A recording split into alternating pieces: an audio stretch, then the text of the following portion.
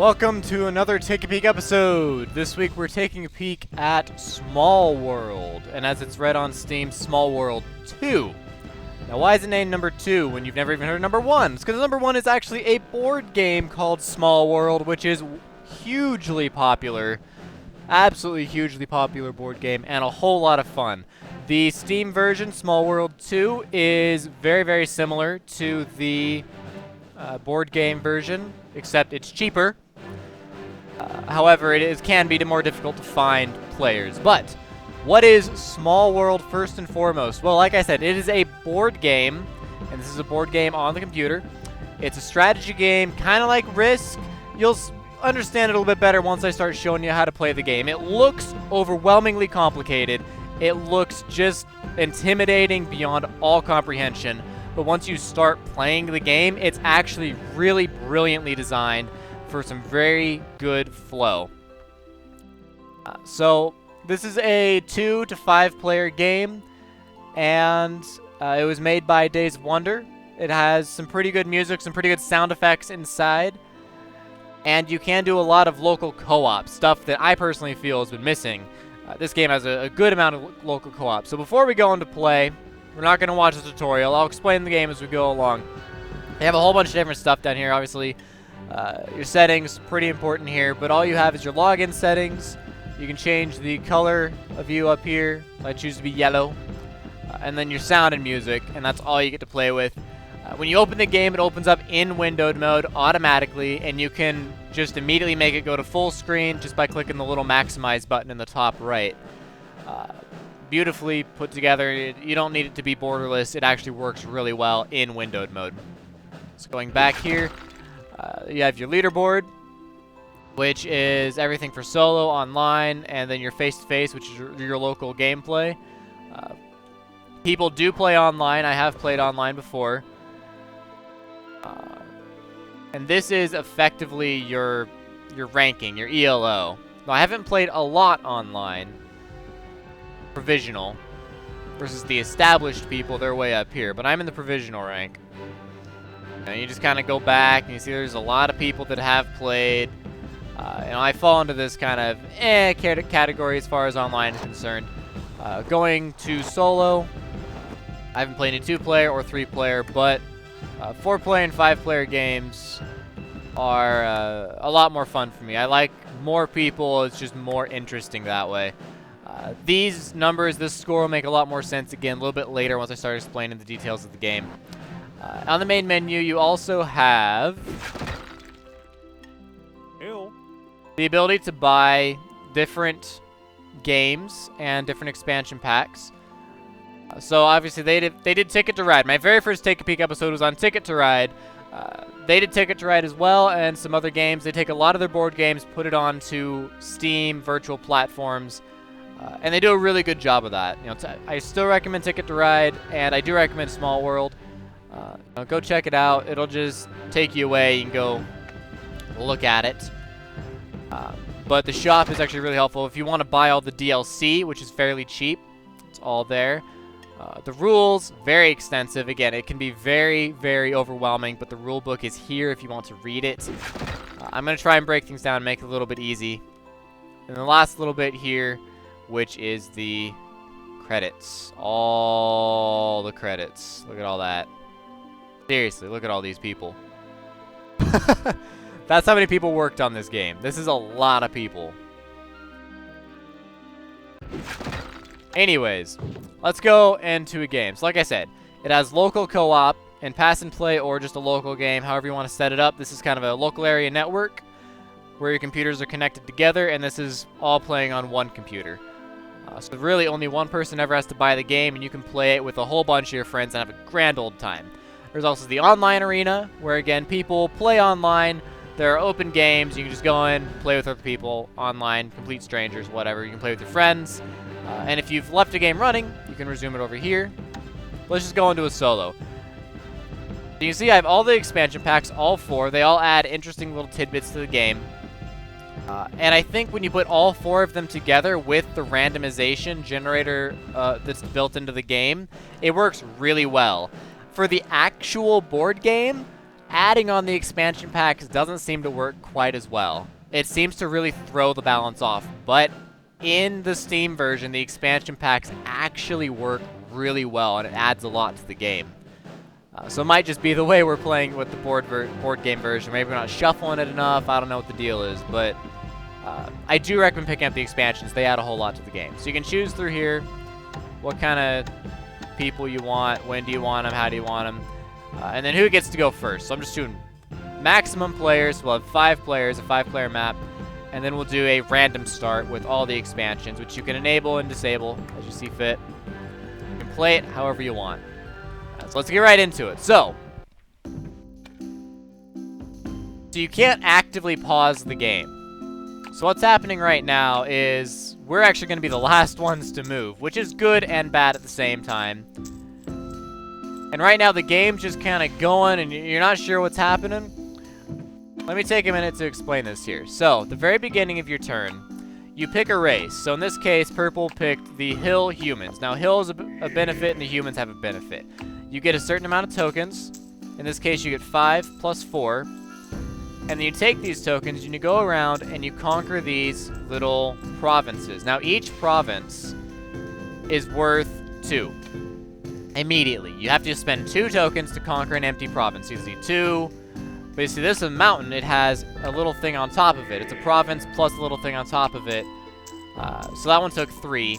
And then it took another 2 for this one. So again, 2 over here, 2's through here. If you want to capture one that already has a little guy on it, you have to add 1 token for every guy that's on there already. Again, I'm throwing things at you really fast, but understand this, it's actually a lot simpler than it sounds. I know I'm going a little quick here. It's actually a lot simpler than it sounds. So let me explain it a little bit slower when I go into choosing my race, in the hope that it'll actually make things really easy to understand. So, now you get to see what the heck the AI was looking at. Again, you can open up the rulebook at any time, but like I said, you get a race, which has a benefit, and you get a power, which has a benefit. So in this case, the goblins, you may conquer any in-decline region at the cost of 1 less goblin token than normal. Still need at least 1. So remember when I said earlier, you have to take these for the cost of 2? Well, in-decline races are these gray tiles here. You can go in decline at the end of your turn if you have not moved. And that's when you can throw your old racer away and pick up a new one. That sounds a little bit silly, but it's actually very, very necessary. And you'll see how it kind of comes into play a little bit later. When you want to throw your old racer away and pick up a new one, it's very strategic how to do that. So all these gray tiles, these are in decline races. These are actually lost tribesmen. They are just a previous race left over on the map. And they have very distinct places where they end up when you set up the game.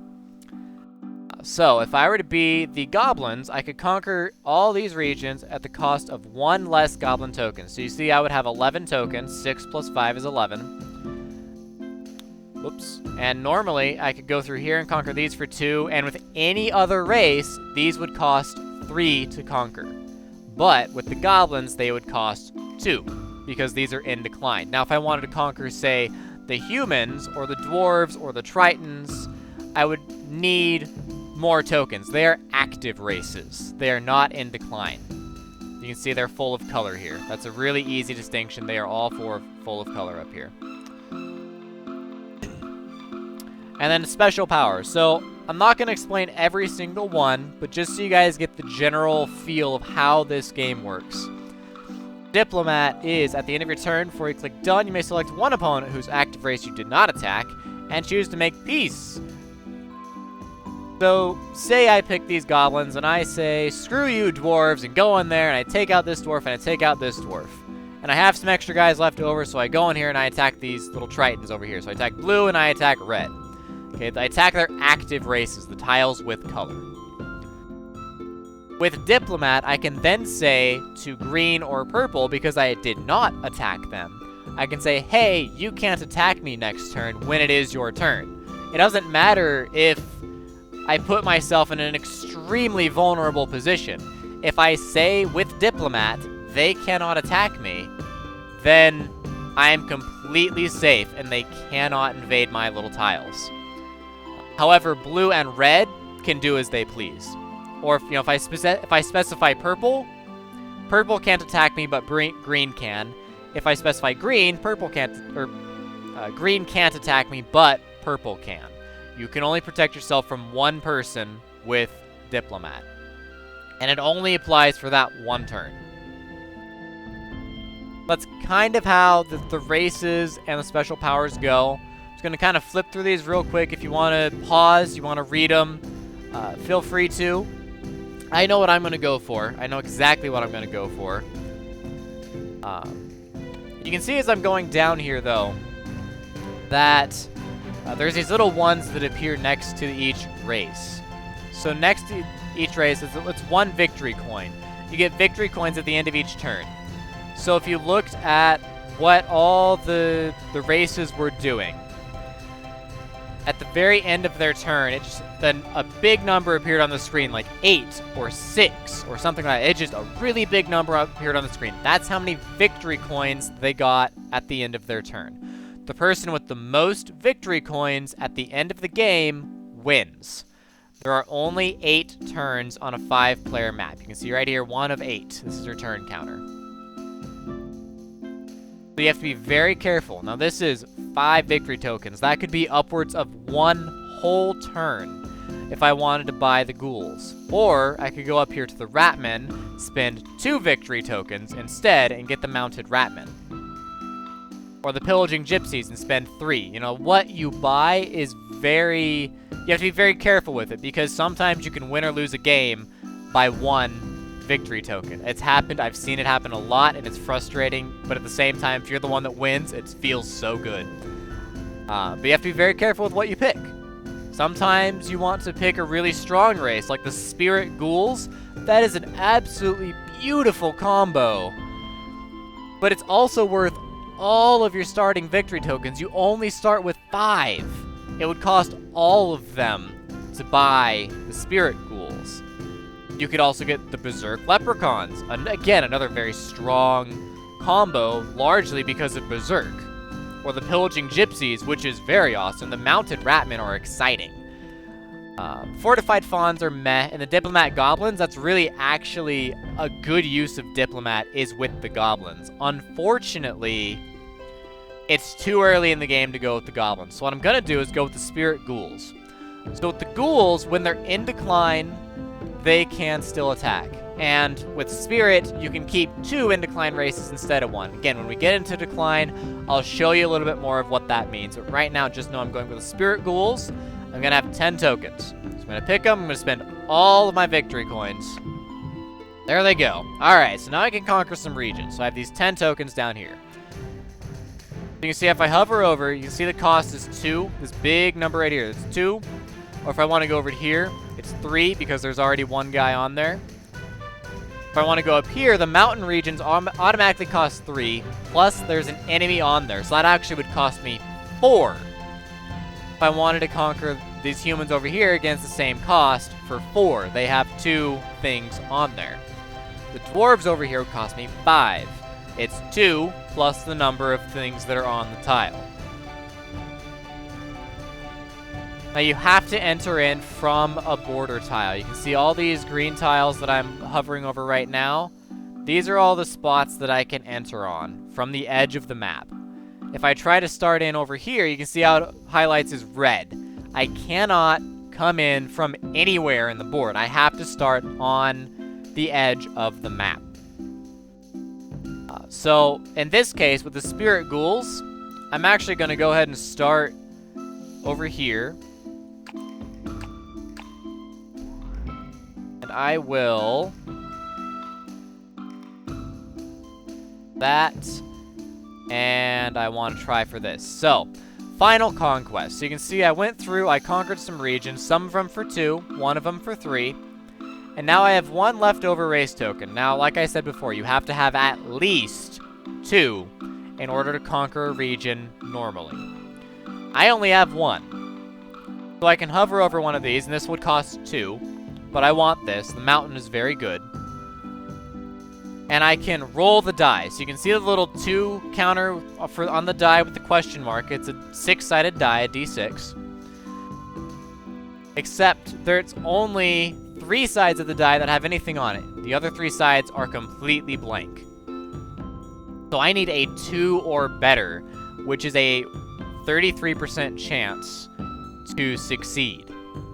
Not great, but the best chance you're going to get is 50%. So may as well roll the die. It's worth an extra victory coin if I get it.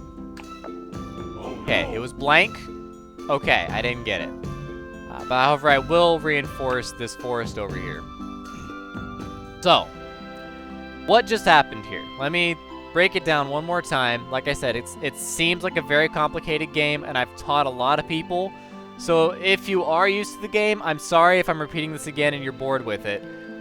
But a lot of people have a really hard time grasping the game early on because it can be very complicated. Sorry. So, what just happened this turn? First thing I did is I selected a race and a special power combo. So I went through, I explained the diplomatic goblins. I pointed out that we have mounted ratmen and pillaging gypsies. I ended up selecting the spirit ghouls. Okay, and I put 1, 2, 3, 4, 5 victory coins down so I could get the spirit ghouls. Now with the spirit ghouls, I get 10 tokens. I get 5 from the ghouls, and I get 5 from spirit. This gives me a total of 10 tokens that I can play with. Now I took these 10 tokens, I put them on the board. Each region, empty region, costs 2 tokens to take normally, whereas each occupied region takes 2 tokens plus the number of extra tokens that are sitting on top of it. So what I did with my ghouls is I took right here for 2, right here for another 2. Now that counted up to 4. Went to here. Remember there was a lost tribesman sitting here on this little yellow patch here, the farmland. So that one cost me 3. And then I went here to an empty space where the forest was, and that cost me 2. Puts the count up to 9. I had 1 ghoul token left over. So what I tried to do is I said, I want to take this mountain, and I rolled the die. The die came up blank. I wasn't able to get the mountain. So then I take my leftover token, I place it on the board, and that makes whatever tile that I place that little ghoul token on that much harder to take. It means it costs them 1 more token to take. That is effectively your entire turn right there. Now, for those of you wondering kind of what's happening with all the other races on the board, I will do a quick explanation of the other 4 races that are on the board right now. So the peace-loving dwarves. So you have the peace-loving dwarves for a whole grand total of 7. The peace-loving is a benefit where you get 3 bonus victory coins at the end of each turn when you do not attack an active race. And dwarves, being the miners that they are, love to take mine regions. These mine regions are these little shovel and pickaxe regions, little red circles. You notice this on the map right here where some of these dwarves are. That is a mine region. That gives them 1 extra victory coin at the end of their turn. And then Peace Loving gives them an additional 3 for not attacking any active race. Now, if they were to attack an active race, they would lose the victory coin bonus, but they would not lose the extra tokens they get from Peace Loving. All they lose is the money. The Hill Humans, purple. These guys. So, Hill Humans, that's actually a really solid combo. Humans, every time they take one of those yellow regions that I pointed out earlier, they get an additional 1. So every time they own farmland, they get an additional 1 victory coin. Every time, because they have hill, every time they take over a hill and they own that at the end of their turn, they get an additional victory coin. And again, there are 9 of them. So you can see where he went in here. This AI took over a hill, a farmland, a hill, and a hill. That's worth 1, 2, 3, 4, 5, 6, 7, 8. because of what he took. Very solid turn. You look at the Imperial Igors. That's these guys up here, the Igors. So Imperial is an interesting special power. For each region in excess of 3, which your Imperial troops occupy at the end of your turn, collect 1 bonus coin. So if you own 5 regions, you get 2 bonus coins. 5 minus 3 is 2. Those are the extra bonus coins you get. That is the power of Imperial. Igors are a lot of fun. You collect race tokens, lost tribes, and all players' race tokens, including your own, that are lost in Conquest. And then when you collect the number of tokens equal to the number of players in the game, you get 1 extra token to play with. So, when I went through and I captured this lost tribesman, that's 1 free token, which went into the Igor's bank. When everyone else went through and they captured lost tribesmen, or they captured each other, for example, the Tritons captured the dwarf mine up here, that throws 1 token into the Igor's little batch here. You can see the number says 5. There are 5 players. When it's the Igor's turn, they will automatically get 1 more race token because they have enough extra tokens stashed up. It goes into more detail down here. Again, in a 4-player game, 4 tokens spawn 1. 2-player game, 2 would spawn 2 new Igors. Or 2 would spawn 1, or 4 would spawn 2, for example. Those are the Igors, and then the last one here is the Marauding Tritons. This is the red player over here. Came in on this mountain and then just wreaked havoc up and down this coastal area for the inside lake. Now, you cannot go on the water normally, by the way. I forgot to mention that. You cannot go on the water normally. These are Marauding Tritons, a very powerful combo. So when Marauder appears floating over your troops, excess troops from your first wave of conquest automatically go back into your hand, letting you play through a second wave of conquest before your final conquest attempt, if any. So what does that mean? Going back to my ghouls, remember this costs 2, 2, 3, and 2, and I had 1 left over. If I had Marauding, I could go in there and remove 1 of these from each one of them and just put them back in my hand and then go through and conquer more regions. So for example, these lost tribesmen that cost 3 to take, I'd be able to pick up all my excess ghouls while still owning these tiles. You have to have at least 1 token on there to own the tile. I would end up picking up all the excess plus that 1 that I left over that I tried to roll for this mountain. I would not have rolled. Instead, I would have picked them all up, and I could have gone and attacked again. So I conquered these 4 regions, and then I could have gone on to conquer more regions if I just had Marauding, which is what these Tritons did. They conquered some regions, and then picked up their troops and conquered again, and then owned all of these regions at the end of their turn. Now the Tritons are actually really cool. They can take coastal regions at 1 less token. Like I mentioned earlier, this inside lake is a coastal region, so they can take it at 1 less token. So normally, these would cost 2. You can see this little farmland, this would cost 2, this hill would cost 2, but this swamp would cost 1. This forest would cost 1. This mountain would only cost 2, when remember, normally it would cost 3. Because they have these coastal regions, they're really cheap and easy to take, which is why Tritons really thrive on the left side of the map here. Especially if you can get them in and go across, then you just kind of dominate this whole area. So Marauding Tritons, again, another very solid combo. That's just the gist of kind of how these different races are operating right now. Now, as the game goes on, the AI will switch to different races. They might pick up the mounted ratmen. They might pick up the diplomatic ghouls. I don't know. Or goblins, sorry. I don't know. They'll pick whatever they feel is best. And the game will just progress. So let's end my turn. I've spent a huge amount of time on my turn.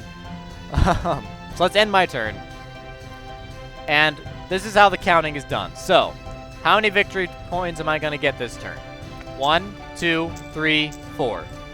That's all I got this turn because I owned 4 tiles and I had no modifiers, so I got 4. You see the dwarves, they picked up all their troops. They decided to come over to this side of the map. Because they're peace-loving, they don't want to attack an active race, and where they were, they just didn't have a good opportunity. So they came over here, they took over 2 mines, plus the peace-loving and the 3 that they got, giving them a total of 8 tokens this turn. The hill humans, invading over on the mountain, they're trying to get to this farmland over here. I made it really hard for them to go this way. So they're trying to get over into this farmland area to use their farmland bonus. They get 9 tokens this turn. The Igors, you can see there's 8. That number went down to 3. They got 1 additional token. They took the mountain back. They rolled for the swamp. They failed to get it. They reallocated, and then they get 7. Because of their Imperial bonus, giving them that extra 2. The Tritons immediately go into decline. They don't have enough tokens left to really go and go take over more regions. So they go into decline. They just flip all their tiles over. They're only allowed 1 tile left. 1 token left on each tile, sorry. So you can see these are all just 1s. You know they had some 2s in here. They're all 1. You can only have 1 token on a tile left over normally. Spirit ghouls in general are very different. And I'm actually going to go into decline right now. So I flip all my guys over. I collect the tokens for the spaces I own, and only the spaces I own, which is another 4. And now I can choose a new race next turn. Now you notice I don't have any... I have more tokens on what I have. I have my 3, 3, 2, 2, just like I had it set up before. This is the ghouls' special ability. The ghouls can keep all of their race tokens that they still have on the board. Whereas normal races have to remove all but 1 on each tile. The ghouls can also play while in decline, whereas a normal in decline race only gets to sit there and make you money. It does not get to play. The ghouls are different. The ghouls actually do get to play. So the Igors are really scary right now. They made 13 that turn. That was actually really scary. Okay, diplomatic goblins, that's not surprising at all. I was going to go for the diplomatic goblins, honestly. But they did a good job. Who are they going to say with diplomat? Okay, green can't attack him. I don't know why I picked green. That seems like a stupid choice, but the AI doesn't always make sense. So you see red picked up all their Tritons plus all their goblins to make 10 this turn. But you can only have 1 active race and 1 in decline race unless you have Spirit, which allows you to have 2 in decline races. So I'm going to go here with the mounted ratmen. So I get to play the ghouls first. That's what I have to do. I have to play the ghouls first, and then I can play something else. So in this case, take the ghouls, and I'm going to go here. I'm going to go here.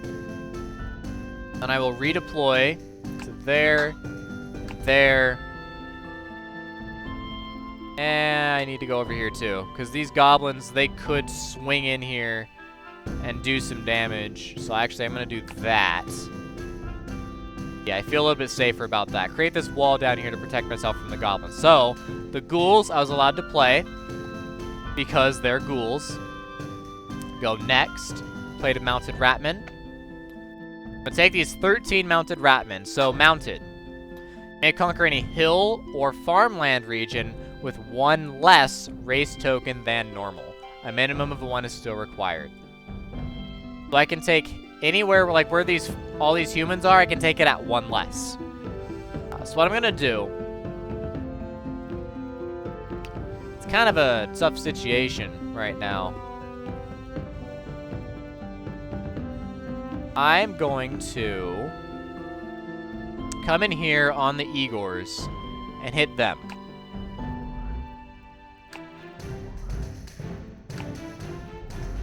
I'm gonna come through the forest over here,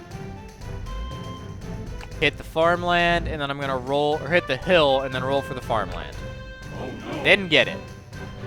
Okay. Let's just place my extra guy here. Well, let's put him here. He's safe. I guess. Kind of safe. Alright. So I'm done. So I get 1, 2, 3, 4, 5, 6 from the ghouls, and 1, 2, 3, 4, 5 from the ratmen for 11. If you average, well, in an 8-turn game, if you average like 12, that's actually really good.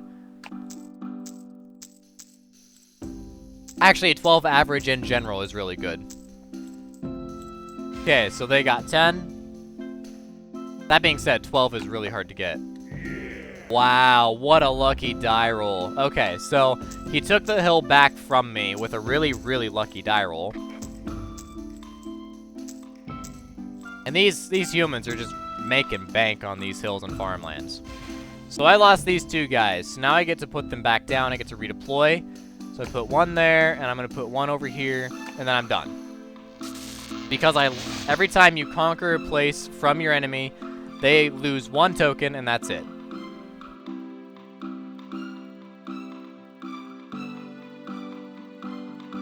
Igors sometimes glitch out the game. Yes, leave, and then rejoin. Game in proj... Whoops. Solo game. Yes, resume the game. Sometimes the Igors glitch out the game. Okay, so the goblins moved and the Igors moved. The Igors went onto this farmland. The goblins spread out through here, killing off some lost tribesmen. Sorry I couldn't show that to you, but the Igors do sometimes glitch out the game, unfortunately. That's the only glitch I've ever found in this game, by the way. The only glitch, bug, whatever, it's the only one that exists. So, I have some ghouls. Let's use these ghouls and attack some goblins. Then, reinforce my lines. Make sure it's kind of difficult to go for me, at least I hope so. I have my mounted ratmen. I will take these ratmen, all 8 of them. I'll shove them back into the humans. Because screw the humans. Alright, and I need a lucky die roll here. I want a lucky die roll on the Igors. Oh, no. I have not gotten a single lucky die roll yet. It's frustrating when that happens. They have some left, but nothing to worry about. Alright, well then let's take this one extra guy and put him right here. Why not? Alright, that was a really good turn. 1, 2, 3, 4, 5, 6, 7, 8, 9, 10, 11, 12, 13, 14. Very good turn. Making up for my crappy turns I had early on. So the dwarves, they went into decline. Now the dwarf special ability, when they go into decline, they still get extra money from the mines. So as long as they hold on to those mines, they're worth stuff. Now that human, he only got 1 token this turn. Because I beat him down. Igor's got 2 extra race tokens this turn. That sucks for me. Wow, another freaking lucky roll. Man, the AI is getting really lucky today. The AI doesn't cheat. I know the AI doesn't cheat, because sometimes I get a series of really lucky rolls as well. Like, it does happen. Trust me, it does happen. It just is. I'm very much so on the unlucky side today, and the AI is very much so on the lucky side today. But that's... sometimes it happens. It is actually fair. I've counted. It is fair. Alright, so I can play the ghouls. Or, I can use my ghoul special ability, Spirit, and go into decline. In which case, I am going to go into decline this turn. So yes, I'm going to send my active race into decline. Now, normally, this would wipe my in-decline race off the map. My current in-decline race is the ghouls. But because the ghouls are spirit ghouls, I can have one additional in-decline race at the same time. So I'm going to send my active race into decline. So I'll have 2 in-decline races. And I still have my ghouls. I can still play with my ghouls.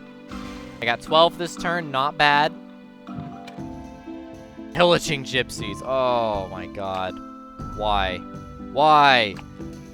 Okay, yes, go for green. Kill green. No, no, kill green. Leave me alone. Oh no. Good job. Good job, blue. Alright. Jeez. So pillaging allows you to conquer occupied regions, and when you do that, when you conquer an occupied region, you get an extra victory coin, I should say. That's what pillaging is. You conquer a region that has a token in it, you get an extra victory coin. Fortified, for the fortified fawns. Fortified allows you to build a fortress, which increases the value of that province, that place by 1 extra victory token, and it increases your defense by 1. So it costs 1 more token to take it.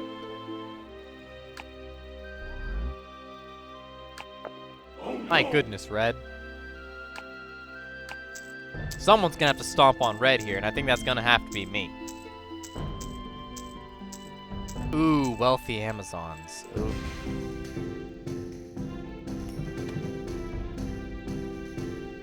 That's tough. I have some very interesting choices here. Underworld trolls, berserk leprechauns. I mean, that's just hilarious. You think of little leprechauns as like these jolly little creatures. Now imagine them as berserking creatures. That would be fun. That's what you think of when you think of leprechauns. Berserking, bloody axes. Underworld trolls would be interesting.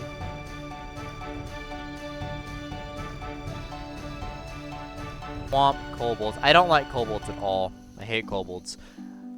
They're just bad. Again, if you want to know more about all of the races, more about the special powers, I'm not going to explain every single one to you guys. That would take way too long. I do recommend buying the game. I give it an 8 out of 10. It's a really solid game. If you do want to learn what all of these do, buy the game, read them for yourselves. It would take way too long to explain everything. Whacking giants. Oh, man, I have nothing that really screams at me as being amazing. I hate that. I hate when that happens. Behemoth homunculi could be fun. But all the swamps are so hard to get. Man. Just go wealthy Amazons. Just screw it. Wealthy Amazons. They pay for the cost. Alright, wipe these little turd muffins off the board. Goodbye, purple. I knew you not well at all. Turd muffins! Alright, wealthy Amazons. So the Amazons' greatest benefit is that they get just a buttload of warriors.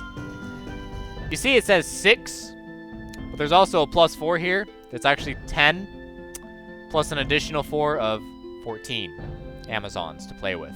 But 4 of them have to go into your hand by the end of the turn. When you end your turn. So,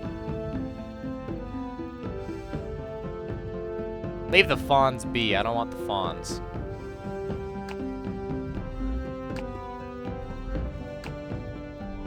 However, I can rampage through the goblins. That's always fun. Oh, come on! I can't roll to save my life right now. Let's put 3 over here. Just... it doesn't... Grr! I don't have any... Anyways, done.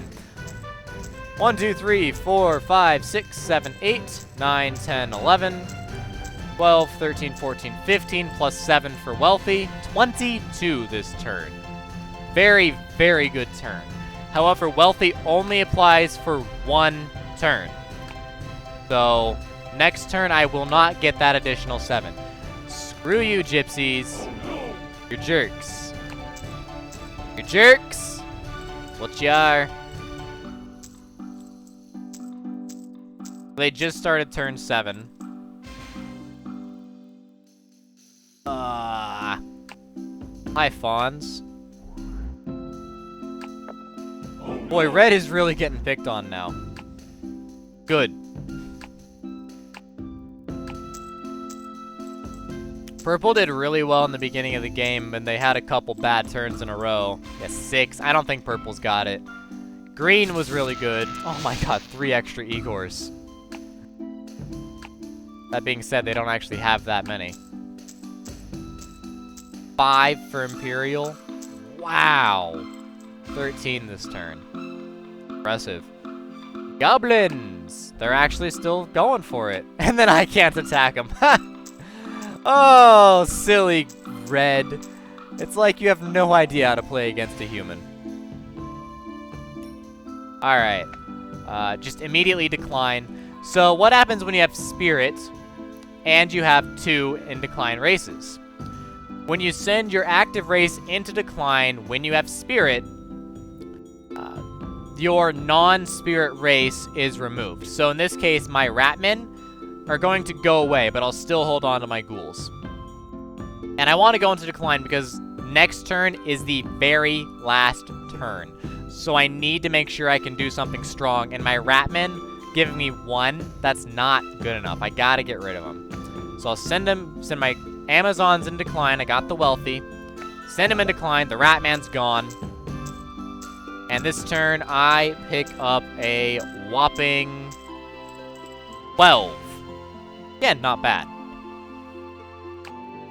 Gypsies. Oh, don't be that guy. Oh, gypsies, I hate you. Oh, just all sorts of profanities right now. All sorts of profanities at you. Oh, no. So with the gypsies, every time you abandon a province, you get 1 token for that province. So the gypsies got an additional 3 this turn because they left behind 3 provinces. They just picked up all their tokens and left it empty. Oh no! Good job, Fawns.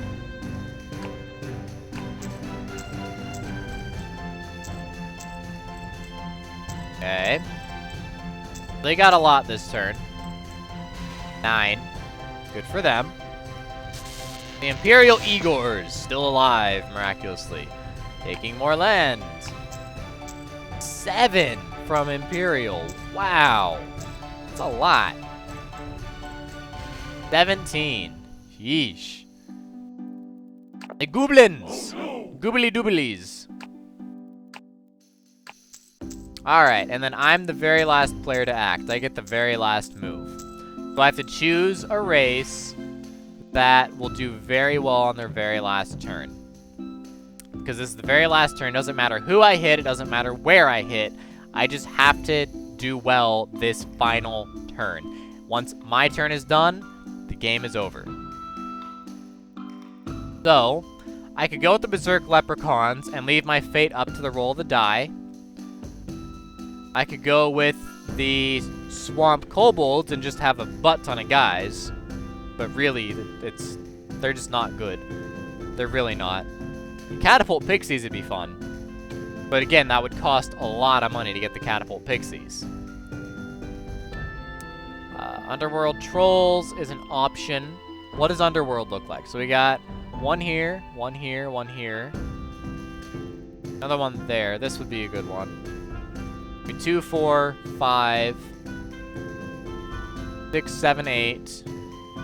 And so actually, it wouldn't be bad to use the Underworld Trolls. Berserk Leprechauns would be fun. You know, I'm gonna go with the Berserk Leprechauns. I'm gonna show you what Berserk is like. I pick it. Okay, so prepare to play Ghouls. The Ghouls go first. So I can attack a region. I'm just gonna go with guaranteed money. It doesn't matter where I redeploy, so I'll just put them on the mountain. They can be mountain Ghouls. Alright, Berserk Leprechauns. So how does Berserk work? You roll the die, and then you attack. I roll the die, I got a 0, of course. So I'll go here. Roll the die, I got a 3. Perfect. So I can go here for 1. I can just use 1 plus the 3. Take that. Boom. Mine. I got a 2. Awesome. I like that. Let's just kind of eat into that. Another 3. Ho-ho! We're on a tear. A 0. Well, that's why I went this way. So I can take an empty province for 2. Oh, that's unfortunate. I got another 0. So, with Berserk, you do not get a final conquest. You roll the die and then you attack. You cannot, with your final conquest normally, like you said, at the very beginning of the game, I rolled the die to take this mountain and I failed. That was my final conquest. With Berserk, you roll the die before and you don't get a final conquest. So I can't roll the die to take this mountain, for example, but I can take this, because I have 3 left. Alright, well, not that it matters, but I'm going to place down these pots of gold. So leprechauns get pots of gold. At the end of the, okay, pots of gold are kind of weird. You place down the pots of gold at the end of your turn. If you still have the pots of gold by the end of your next turn, by the beginning of your next turn, sorry, if you still have the pots of gold by the beginning of your next turn, you get those pots of gold. Each pot of gold is worth 1 point. However, if anyone conquers the pot of gold, the turn they conquer it, they get it. So if I put down a pot of gold here, for example, and then the Igors come in and they take this, they immediately get that pot of gold. That goes straight to them. I'm going to place a pot of gold on every single one. I don't know if it'll give me the extra victory coins at the end or not for having it, but I'll place it anyways. So I'm at 76. Do some quick math to figure this out. So 1, 2, 3, 4, 5, 6, 7, 8, 9, 10, 11, 12, 13, 14, 15 plus 16. Plus 76 is 92. So do we have 92 or do we have 97? We have 92. And I tied for second. Oh, green. Okay, that was sad. Green won by 2, and I tied with red with 92. So that is an entire game of Small World. Now, I know it seems complicated. I know it seems a little overwhelming. I tried to explain it as best as I could. And I might throw some extra videos in here and there to just kind of play through the game a lot more quickly. And you get a little bit more used to the game as you get more experienced with it. As you just see the game more, you get more used to it.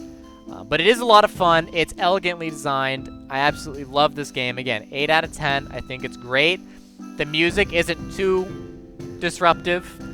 However, I totally understand if you want to turn off the music and listen to something of your own, or just play in silence, because the music could possibly get on your nerves after a while. But it is fairly happy. I like it. And this plays exactly like the board game. I can't emphasize that enough. If you can play Small World on Steam, you can play Small World, the board game. You absolutely can. I started with the board game. I came to Steam. It works exactly the same. And I think that Days of Wonder did an absolutely great job with that. One last thing to mention before I send you guys off is the end of game stats. You want to know how you did? You want to know who picked on who? Well, it looks like green and blue picked on me. However, me and purple, great English there, me and purple picked on red, and red ended up picking on blue. You can see how long each of these survives. So the full 8, the ghouls lasted the full 8, whereas the ratmen only lasted 4 turns, the Amazons lasted 3 turns, and the leprechauns lasted 1. The Tritons lasted the full 8. The dwarves were wiped out on turn 7. You see how much they made. So, like, the ghouls made me 50. A lot from the ghouls. The Amazons made me 14. The leprechauns made me 8. It's just really interesting stats you can see at the end of the game to see how you stack up against your competitors. Let's go on back to the main screen here. So overall, Small World is a fun game that, in a way, I kind of want to compare it to Mario Kart. You sit down with your friends, maybe your family, and you go in really happy with each other, you know, hey, you know, you're my best friend. And by the end of the game, you want to slit that person's throat. That really describes Small World very well.